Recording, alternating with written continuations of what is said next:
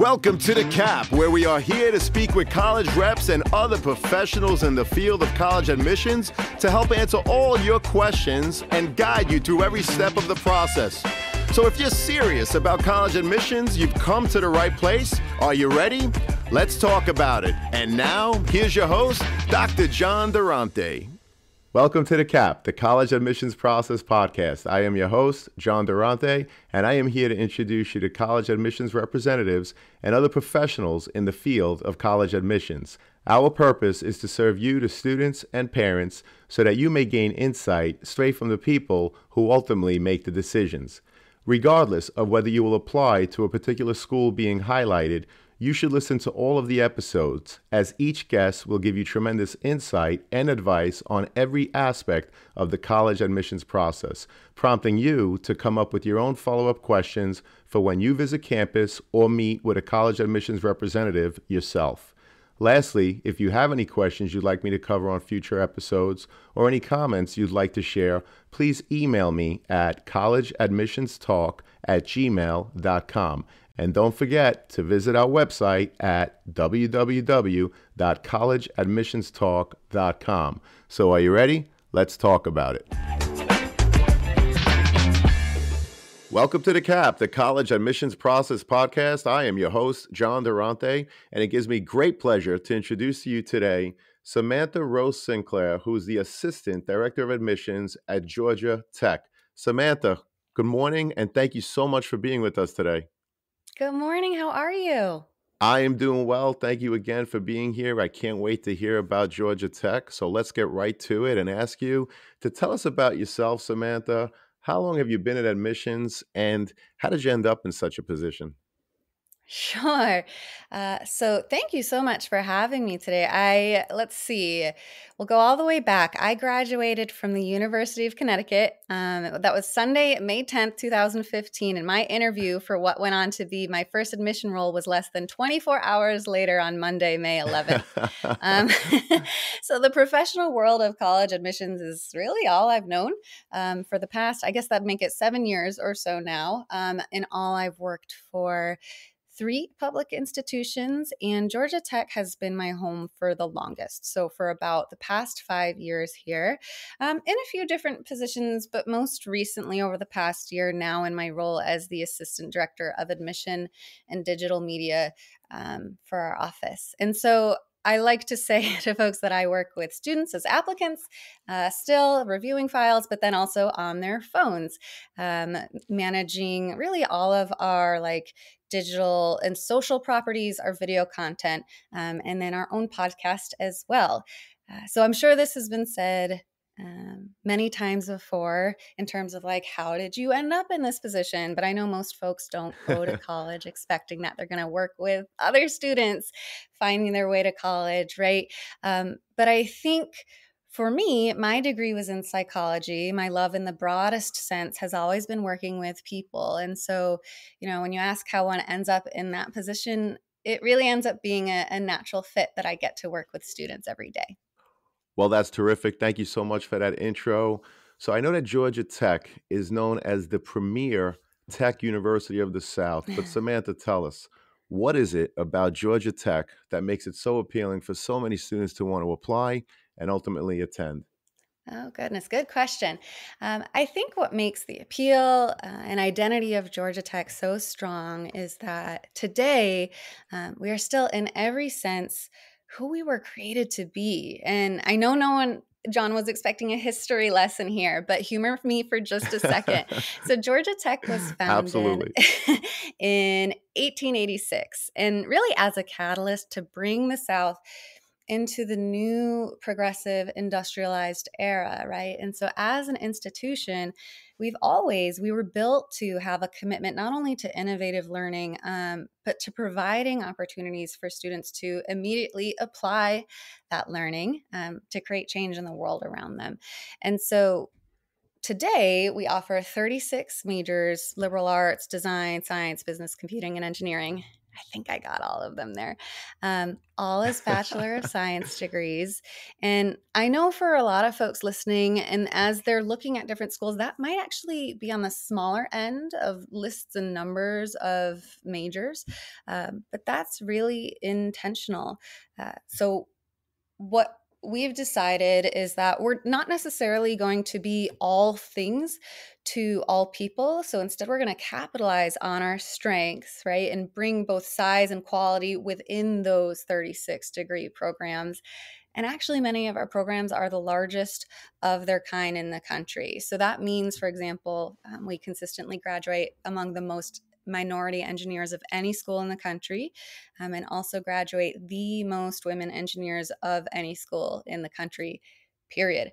And so a minute ago, I mentioned that our roots were in students being able to immediately apply what they're learning. And I know this is what's super appealing to students and what I geek out and love to talk about too, because there's so much opportunity there. And so research, for example, about 40% of our undergraduate students are participating or leading in research. They might explore work experience. So Georgia Tech has been creating partnerships with companies for over 100 years that students can leverage for Wow. internships or co-ops.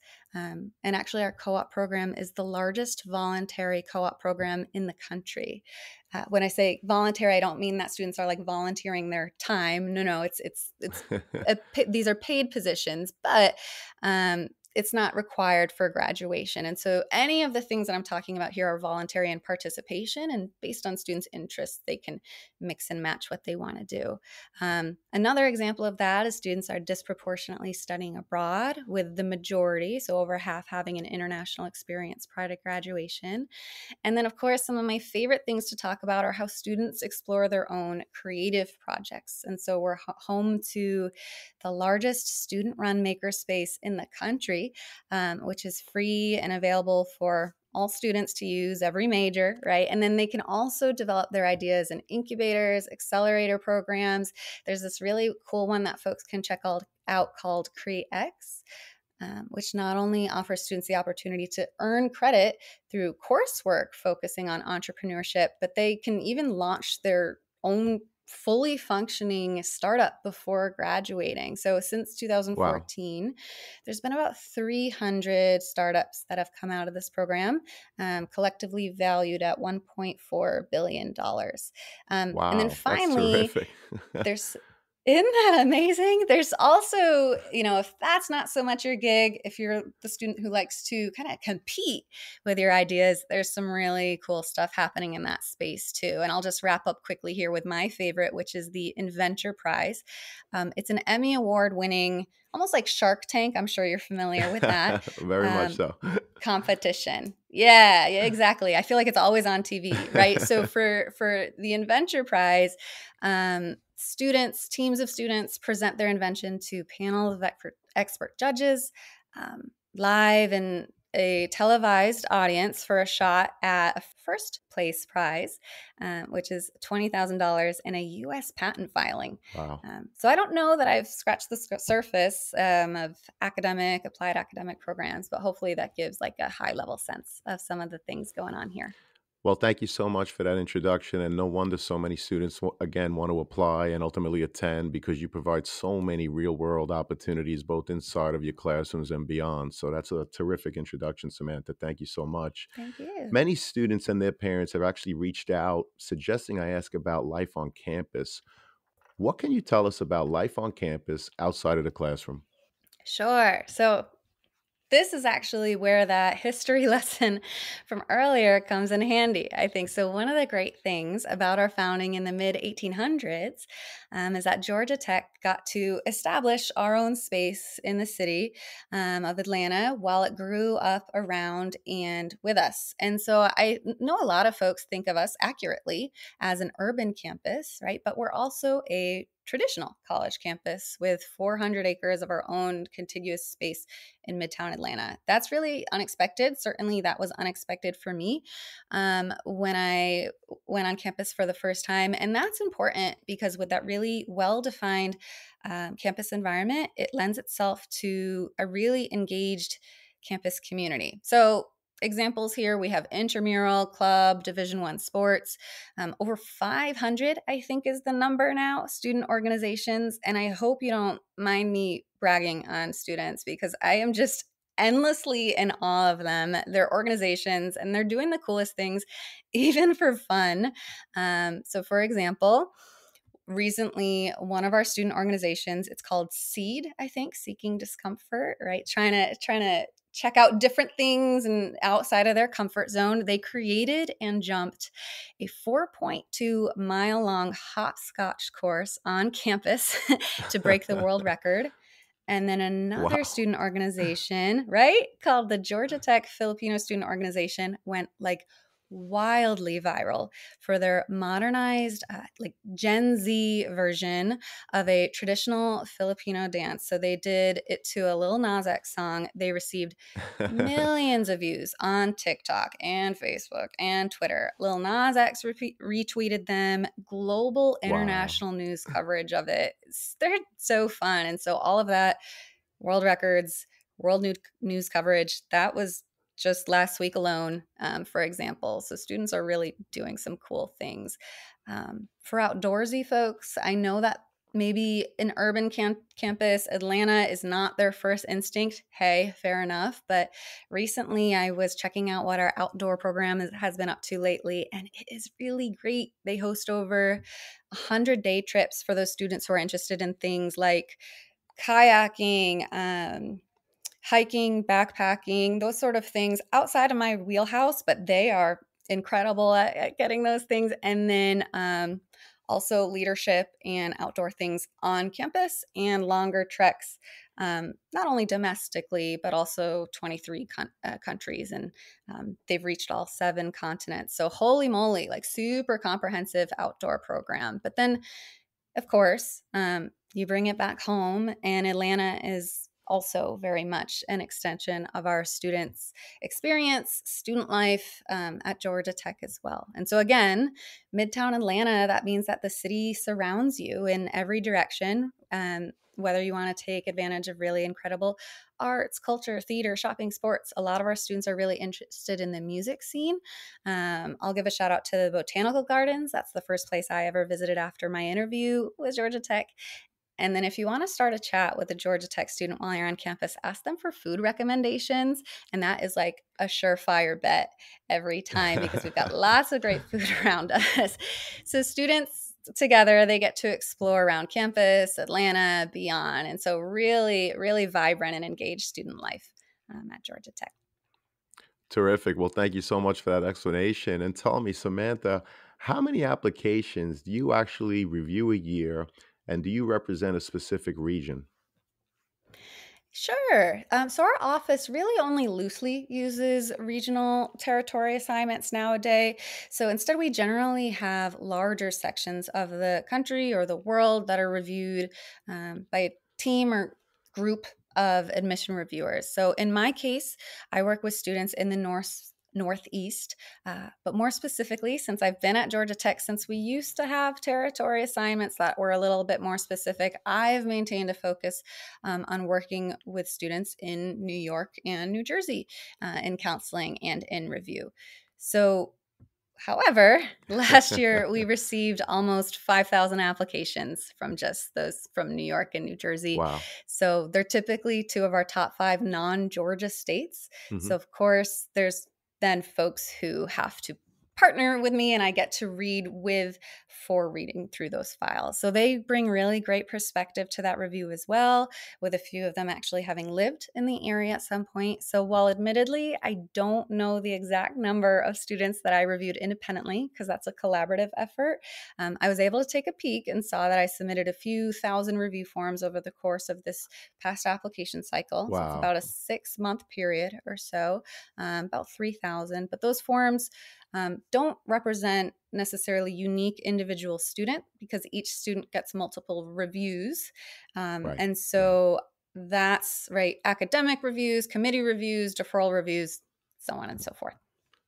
Got it. Thank you so much. And I know that Georgia Tech, they're huge on engineering, computer science, math, and even architecture. How do the applications differ? For example, do you need to submit a portfolio for any of those majors? Again, Samantha, any insight that you could give us would be truly appreciated. Yeah, great question. So while students are going to put a primary and they can even put a secondary major on their application, that is not going to be necessarily a major that they're going to be admitted to outright. So students are going to be admitted to Georgia Tech as a whole. What seeing that major allows us to do, it gives us a sense of their interests and maybe where their strengths are and what they intend to do once they get to Georgia Tech. But otherwise, for applicants, the review process and the application process is really going to be the same. I'll put a little asterisk there that there is one college that does accept. Um, Portfolios, which you asked about, which is going to be our College of Design. And that's really helpful for students because actually those portfolios are reviewed by their faculty. And there are some majors like music technology where you do need to submit that portfolio and you do need to apply to music technology in order to be able to begin at Georgia Tech in music technology. So that's sort of an exception to the rule, I would say, but otherwise, the review process and the application requirements are going to be the same regardless of major. Well, I appreciate that explanation. And by the way, the freshman class, they are a happy class. And I could tell you that I read a statistic recently 97% of your students returned, which is phenomenal. Number one, thanks to the work that you do in admissions, but also thanks to the work that you do as a university to keep the students happy and wanting to come back. So I just wanted to share that statistic. And speaking of the freshman class, can you share with us what is the current profile of the class? So, yes, these are the types of questions that I get asked by students all the time. And I think typically they don't realize how much nuance or fine print is involved here. So let me first start in terms of thinking about profile. GPA is often how I get asked about that. Um, that's been like my passion topic for the past year, apparently, because I just wish students knew that not all GPAs are created equal. There's no such thing as a standardized GPA scale, definitely not globally, but not even from a school system to school system sort of approach nationally either. And so, because every school is working with different calculation of weight added to grades, limitation to those weighted courses, based off of however the school creates restrictions or enforcements of that. And then so on and so forth for any number of reasons. That means on any given day, I can review one school where the valedictorian has a 4.4 and then move on to the next school where a 4.4 is closer to like the middle 50th percentile. And so for students, when they're comparing themselves to either the average GPA of a college, right, or GPA from friends from different high schools or ones that they're seeing online, more often than not, that's going to be like apples and oranges in comparison, maybe with exception to colleges that recalculate GPAs in the admission process and offer a calculator or scale by which you can recalculate your own GPA for comparison. So let me step off that soapbox for a second. So just to say that hopefully that's some context to give perspective so that when I say Georgia Tech doesn't recalculate students' GPAs and therefore doesn't really have a proper incoming student GPA that we've identified. Instead, generally, if you're going to look at our academic profile, you're going to find students are receiving primarily A's or whatever their system's equivalent of an A is in more rigorous courses that are available to them at their high school. 29% of our incoming students this past year were valedictorian or salutatorian. 90% were in the top 10%. Wow. So that sort of gives an idea of academically how that takes shape. So one more soapbox for you, standardized test scores. So last year, our enrolling SAT, I want to say it was around 1370 to 1520. Our average enrolling ACT was between like 31 to 35. And so I want to be totally candid with you.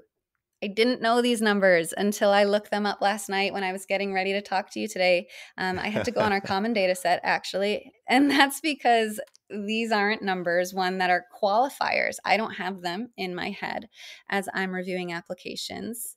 And then two, we don't include standardized test scores on our admission material and profiles anymore. So I don't typically see them. Students don't typically see them. And I think singularly highlighting them in that way back in the day seemed to overstate their importance, and led to their really playing an oversized role in the mind of applicants. So case in point here, the question I'm almost always asked is the middle 50% of scores or average scores or academic profile of enrolling students. But in all of my admission days, I still have not been asked by a single student what our applicant average is, or maybe, but less likely, what our denied student average is. Because if anyone was to ask me that, they would hear me say that the averages are essentially the same. Wow. And so if you think about it that way, right? Applicants are generally scoring within a pretty narrow band of test scores. And so you can imagine that that means that test scores are not necessarily going to be a differentiating factor, certainly not the deciding factor. And so you can see that when those profiles look so similar, there's not a higher proportion of higher scores among our enrolling students. So instead, of course, we place much higher value on course choice, performance, involvement, and impact outside the classroom. And so that's where we hope students are more so investing their time, their care, and their efforts. Well, that's a great explanation, and I love the question about the average profile of the students that weren't admitted. That's certainly extremely interesting, and I appreciate you sharing. So, Samantha, what if a prospective student falls a little below the current freshman average? What are some of the things they can do Mhm. to enhance their application? Yeah, I love that question because it brings to conversation one of those words that's sort of the if I had a dollar word, holistic, right? Holistic application review process. Man, oh man, your juniors, your sophomores, and beyond that are listening to that are going to probably get used to hearing that word all of the time. And I know it generally means the same thing in concept from school to school, but it's applied differently from school to school, and what's reviewed, what's considered important. And so for us, maybe a student, like you said, is a little bit lower within our academic profile, but really has incredible impact outside the classroom, or has shared something in their essays that really bring to light that they are a great fit for who we are and what we're doing at Georgia Tech, right? So that is where those holistic, those non sort of quantifiable pieces of the application can come in that really can give us a sense of who the student is and what they're doing, beyond the classroom. Well, I really appreciate that. And I was curious, do you use the student's high school GPA as indicated on their transcript, or do you recalculate using your own metrics? Oh, good question. Yeah, so we're going to use whatever is on the transcript. The cases where we might recalculate is sometimes when a student switches high schools, if those courses aren't brought into the new transcript and there's not really one singular GPA, we might do that for them. Or sometimes there's schools where a GPA is never really calculated at all. So those might be cases where we recalculate a GPA, but otherwise, standard practice is for us to use the GPA on the transcript, because that then allows us to look at this document that schools send us called a school profile that tells us about how they weight GPAs and a little bit about sort of the academic calculations there. And we can use that GPA in context of what the school intended. Well, that's terrific. Thank you so much. Another part of the application is a student's activity sheet. What are some of the things you are looking for beyond the work they did in the classroom? Sure. So generally, I think first of all, it's really important to say that this part of the application, what students are doing outside the classroom, has really looked different over the past few years, and that's okay. And that's normal. We expect that, and we're looking for that. So I just want students who've felt that impact to know that that's very normal, and they'll have the opportunity when they get to that application to tell us a little bit about that if they choose to. So the way that actually when you hear a Georgia Tech admission counselor talk about work outside the classroom, they're not necessarily going to call it extracurriculars. We're going to use this phrase called contribution to community. And sometimes you might accidentally catch us abbreviating if we forget to explain it. So if you hear us say C2C, that's contribution to community. And the reason why we say it that way is because I feel like whenever we used to talk about students' involvements purely as saying the word like extracurriculars, students really focus on that curricular piece. And so they're telling us what they're doing about in things that are connected to the high school, student organizations, things like that. Really, what your Georgia Tech admission counselor is looking for is in the larger sense, what communities are you a part of, having impact in, and a more well-rounded sense of what you're doing with your time when your time is your own, right? What are you excited about? What are you spending time in? And so that can mean a lot of things for students. Sure, that can be their school organizations, but that can also mean things happening around their town, private organizations, service organizations, certainly. And then also, definitely within the past few years, we've seen students pick up more hobbies at home and really have an impact in their home as they've had to spend a little bit more time there, especially in the earlier stages of the pandemic. So that's sort of how we look at that. The lens at which we look through really all of the things that we're talking about today is through our motto and our mission. And so we generally say mission drives admission, right? So while schools can have similar admit rates and similar things that they're looking at, it's those institutional priorities, it's the things that the school is important to them and who they are that really separates the way that the lens in which they're looking at students and shaping that class. So to give a sense for students who are interested in Georgia Tech, our motto is and has always been progress and service, right? So looking forward with a vision, creating change, but bringing those around you with you. And so that's certainly something that we can look at in this contribution to community review. Our mission, right, creating leaders who advance technology, improve the human condition, right? Again, creating change, bringing humans, right, the world around you forward. And so you're going to see those patterns over and over in who we are.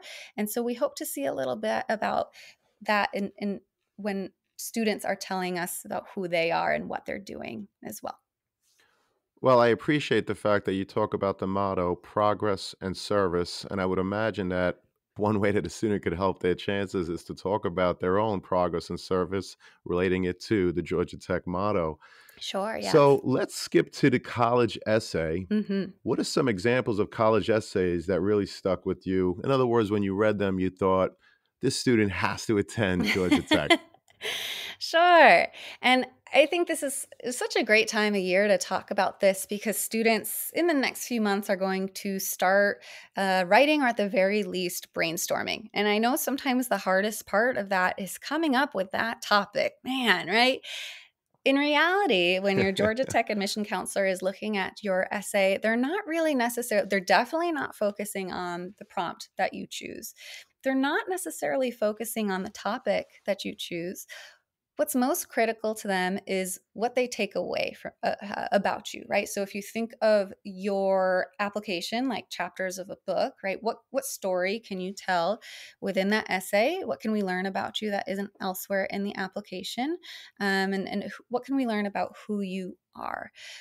You can do that really sort of with any topic, big or small. It doesn't have to be climbing Mount Everest. It doesn't have to be performing heart surgery. And so one of my favorite examples of this was from a few years back. So you'll have to forgive me, John, if I forget some of the details here. But there was this student, she was in a hotel room, had a few containers, you know, those like metal round takeout containers from like Italian spots. Sure, Sure. So absolutely. yeah, those are great, right? So she had a few of those, but no microwave in the hotel room, right? Oh dear. So she couldn't heat up her leftovers. So what she ended up doing was she put all of her food into one of those metal containers, used the coffee pot in the room to boil up some water, put that in the now empty second container, and put the food container over the water container to essentially create herself a little double boiler. Use the hair dryer in the room to melt. I think there was some sort of cheese sauce situation on top of the food. Somehow used a clothing hanger, but it's been a few years, so I'm forgetting that detail, right? So essentially, again, not climbing Mount Everest, not performing heart surgery. But man, oh man, in that small essay about how she solved a problem of heating up her food that one night, did we learn a lot about the way she thinks. She's totally going to be one of those students that comes on campus and uses that maker space that we talked about, or does those entrepreneurship work or innovation competitions that we talked about, right? So we learned about her. And so when students are approaching the essay, they can almost work backwards in a sense sometimes if this works for them. Everybody's got their own writing style, but to think about, what do you really hope that your admission counselor gets to take away from you, or about you, I should say, here? And is there a good story topic or what have you that explains that, right? Because the takeaway, I think, is going to be the most important thing for us. Well, that's a great explanation, and I love that example. Thank you so much. Samantha, how important are letters of recommendations, and what are you looking for in those letters? Yeah. So for Georgia Tech, first, logistically, we accept up to two letters of recommendation. So that's going to be one from a high school counselor and or one from a teacher who's taught a student inside a classroom. And then when I say inside a classroom, I don't necessarily mean inside a physical classroom. I just mean that the teacher should have seen the students in an academic sense. So physical or virtual classroom, because the hope and what we're hoping to take away there is a sense of who the student is from another adult's perspective, right? So who they are in the classroom as a problem solver, as a collaborator, how they address challenges, and how they learn, right? There's a lot of great things that we can aim to learn about a student from those letters. It doesn't have to be a math or science teacher, because really any teacher who knows a student well can speak to those things. And so it's not necessarily, again, about what the student's done. We're going to see that transcript, but it's going to be really more so learning a little bit about who the student is. Now, I know there's a little bit of consternation over the past few years about letters of recommendation, because those interactions between students and teachers looked really different over the course of virtual learning. And students' access to their counselors in high school really varies from high school to high school. And that's something that we're seeing more of over the years, where I believe sort of the national recommendation for counselor to student ratio is typically about 1 to 250, where typically nationwide it gets up more so into the average of a 450 student range. And so absolutely, that can mean that students might not be able to get a letter of recommendation from a high school counselor. And what I think is important for them to know is that that is okay for us. So they're not required. They're appreciated when they're received, but the most important perspective and the most important voice in a student's application is what they can tell us on their own. And so a letter of recommendation is really just going to serve to support and confirm that, but hearing from the student is the most important thing. Well, that's a great explanation. Thank you so much. And speaking of the student, what about courses in progress and senior year grades? How do you use those in the overall application process? Sure. So to date, senior year grades, midterms haven't necessarily been required for our applicants. They might more so come into play when students are deferred from early action review to regular decision review, and they'll have the opportunity to submit updated transcripts. Or if students apply straight away to regular decision, they may be including senior year grades as well. But we know, you said that the magic words there, those are courses in progress, right? They're not the full story yet. And so that means that if there's a little bit of a blip at that midterm point, that's okay, because we're going to see more of the story come out in the work that students have truly completed over that first 3 years. So over that time, I know a little bit earlier we talked about GPA, but what our review actually is not so much focused on the GPA. It's focused on the individual coursework. So over the past 3 years and into whatever you selected in your senior year schedule, how have students challenged themselves? Where have they selected rigor and what seems to be sort of their interests and patterns there? How has students' academic performance looked over the past few years? Again, patterns there as well. So we're going to see a much larger story. And while senior year grades can play a small role in that, on their own, they're typically not going to move the needle because, just like you said, work in progress.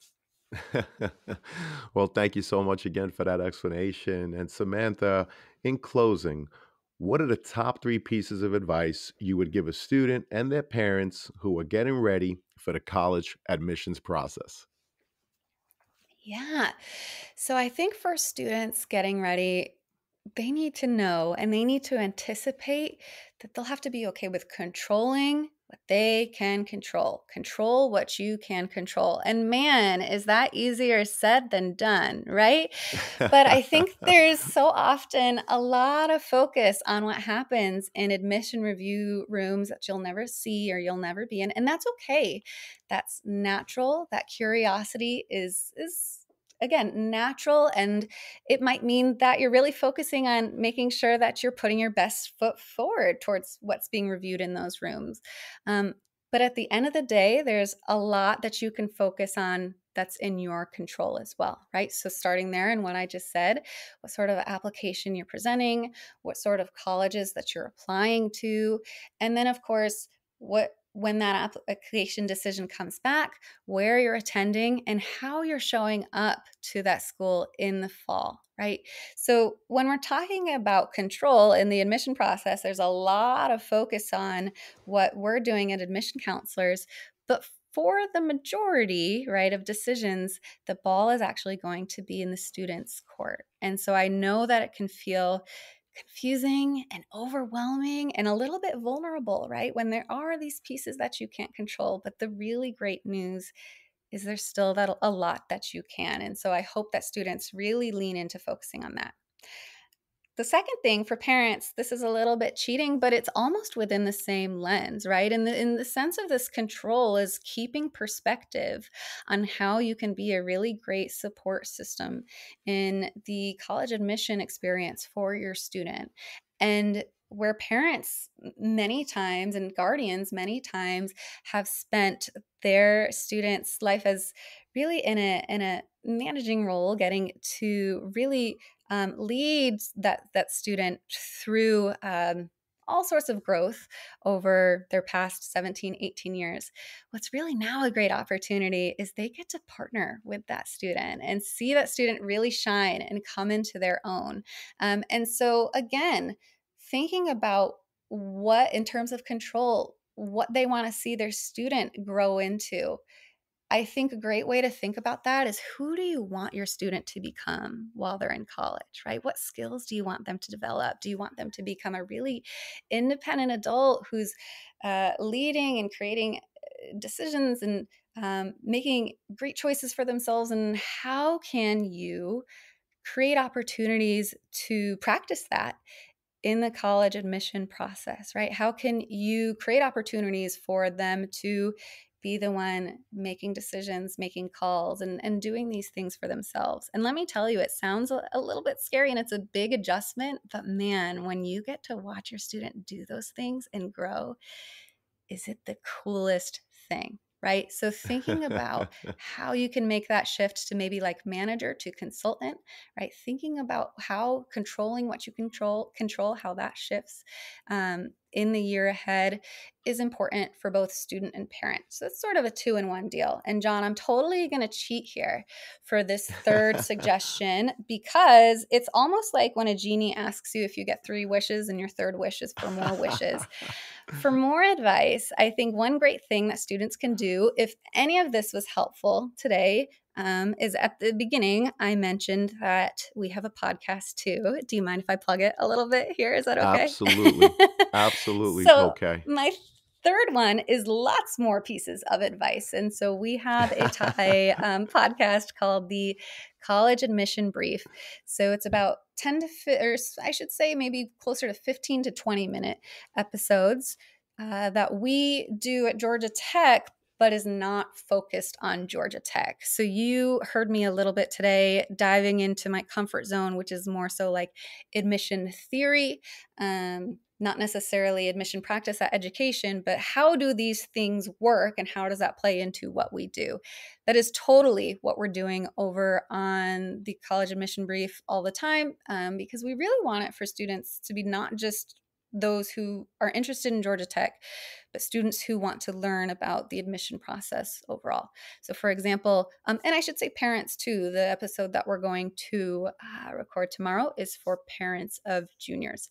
So lots more advice to be had there. Thank you for letting me talk about that real quick, because that's been a labor of love here. Absolutely. And I can't wait to listen to it myself. Oh, great. Great. Well, Samantha, thank you so much for your time, your insight, your advice. We really appreciate it, as we know that this is going to help so many students and their parents. Thank you again so much for being with us. Thank you so much for having me.